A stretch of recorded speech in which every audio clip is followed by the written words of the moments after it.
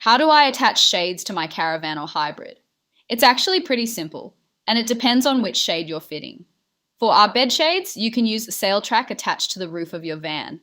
The bed shade simply slides into the sail track, giving you a strong, neat attachment point. Our side walls will normally slide straight into the existing channel on your roll-out awning.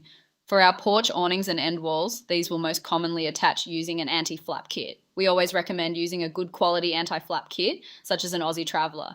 And remember, you're not limited to standard sizes. We can custom make your shades in different widths and drops to better suit your particular caravan or hybrid. And the absolute best part, delivery is 100% free anywhere in Australia. No hidden freight costs, no surprises at checkout. If you're not sure what size you need or how one of our shades will attach to your setup, just get in touch with us.